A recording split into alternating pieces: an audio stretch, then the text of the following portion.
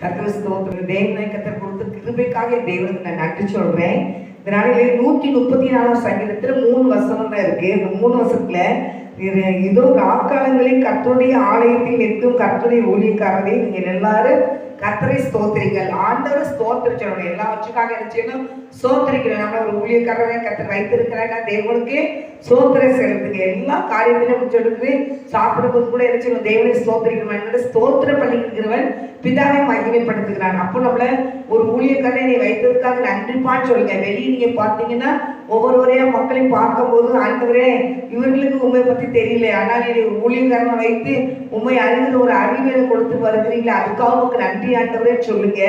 அது மாதிரி உங்கள் கைகளை பரிசுத்த ஸ்தலத்திற்கு நேராக எடுத்து கர்த்தரை ஸ்தோத்திரிக்க. பரிசுத்த ஸ்தலத்துக்கு நேராக நம்ம கைகளை எடுத்து என்ன செய்யணும்? கர்த்தரை ஸ்தோத்திரிக்கணும். கர்த்தரை நம்ம ஸ்தோத்திரிக்கும் போது வானத்தையும் பூமியை உண்டாக்குற கர்த்தர் சீயோனிலிருந்து நம்மளை ஆசீர்வதிப்பாராம். அவருக்கு எல்லாத்தையும் நீங்க ஸ்தோத்திரம் சொல்லுங்க.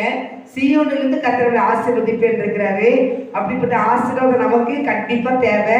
நம்மளுக்காக, நம்ம குடும்பத்துக்காக தேவனை ஸ்தோத்திரிங்க. நம்மளுக்கு தந்திருக்கிற ஆசீர்வாதத்துக்காக ஸ்தோத்திரிங்க. ஆண்டவர் நம்மளுக்கு அவரை அறிகிற அறிவை கொடுத்திருக்கிறாரு, அதுக்காக தேவனை ஸ்தோத்திரிங்க.